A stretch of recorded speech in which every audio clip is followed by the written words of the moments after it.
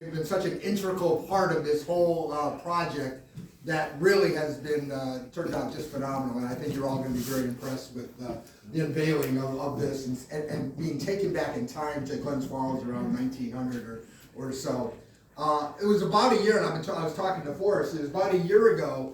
We were beginning our first stages of trying to kind of refresh the decorating for Christmas time here at the Chapman, and we were coming up with all kinds of different ideas. And I was invited out to the train club's open house, which you guys do monthly. Was it the third?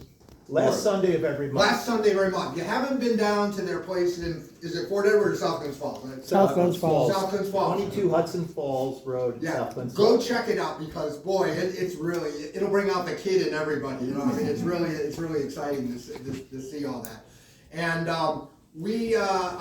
my wife and I went out and we looked at it, at everything he had. We were so impressed, and we got talking with Ken Wheeler and Forest Bevins, and we started talking about, hey, could we do something at the Chapman to show Glens Falls in the, kind of decorated for Christmas, sort of a diorama with the trolley line running, and those guys just jumped all over it, and they ran with it like nothing. And then Forrest started talking about the 3D printing, about how they could do all the buildings exactly as they were in 1900 or 1890. And then, of course, the trolley line and the Rockwell House Hotel was there, and you have the Civil War monument and the old fountain, which was right there in Fountain Square. So, I mean, then we got into all kinds of research. So now we had to go do research over at the Folk Life Center, and we had to get pictures of the buildings. And, one thing led to another. We were hoping to get it all done by Christmas, but of course, these things take a lot more time. Those guys stuck with it. I give them a lot of credit for that. One of the coolest things when Ken and Forrest were showing me the final product, we have the Civil War monument, and they have recreated it as part of the diorama. And the actual writing that is on the Civil War monument is the actual stuff on the little mini monument. And that is just extraordinary. That's the detail that we have there. I think Ken wanted me to say, well, not everything is, they haven't been able to get everything perfect. I guess the other thing is there's that you're going to be a little bit surprised out. You're going to have the row of buildings, and then right in the middle you have the Finch House. The Finch House is right downtown. It was like a regular residence in the middle of downtown, which of course is no longer there. But that's really kind of a surprising kind of thing of that.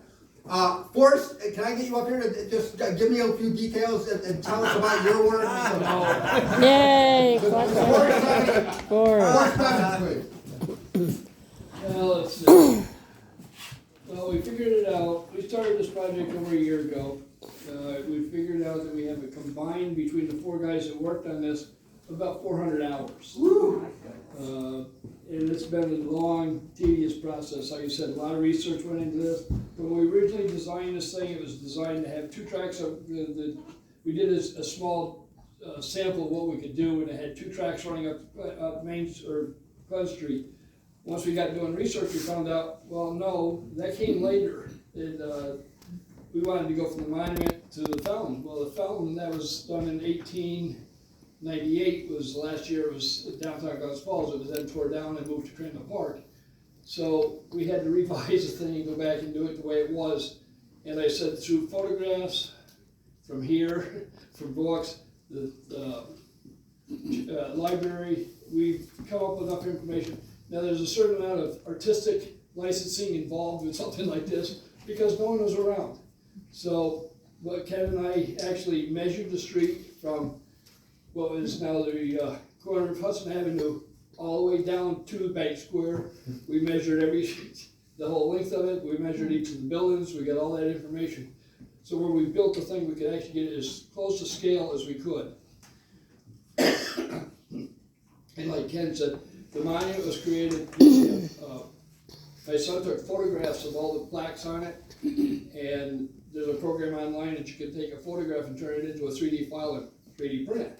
So those plaques that are on that monument down there are on this miniature.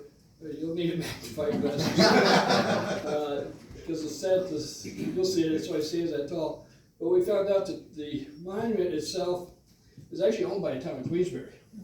It's on lease to the city of Glens Falls because when the town of Queensbury had it built, they were not incorporated, and they could not get it historically registered as a thing, so they sent it to Glens Falls, which is registered, and the original eagle is actually at the town office building in Queensbury. That's a reproduction of the original eagle that's on it. So it's a little information. I got more of the history than I wanted to know about anyways. The period is actually set 1880 or 1895, just prior to them tearing down the monument, found and moving it. It's a single track trolley line which runs automatically. Thank you, Forrest. Very good. Once you see it, you'll laugh. You probably have questions for me. Okay. One other thing I just wanted to thank, you know, I think when these guys were coming up with an idea for this and how much it would cost, we could have circa, it was about, I think we did $1,500 we were gonna have to raise. And we started publicizing that, and we had people just, you know, kind of generously giving us money from either members here or they were just regular members of the public. And then we were kind of right down near the end, and the Sandy Hill Foundation came forward and said they would pick up the rest of the money at the end. So we appreciate all that as well. Plus, you'll notice the placard. There's labels in the front of the monument. They were actually donated by Mac the Knife, which is up on Queensbury Avenue. He took the vinyl and everything that we did, and he did it as a donation to the project. So, and little things like that. We had a donation come in from a guy in Orange or up in Whitehall. Most of the buildings were done from him, from his stash. So, a lot of donations, a lot of hard work. It's myself, Ken Wheeler, who's not here, Mike White, who's not here, and Mike Burke, who's here. So thank you all. I'm going to have Forrest lead us out there to show you to personally. So if you have any questions, Forrest is the guy to be able to explain some of the details.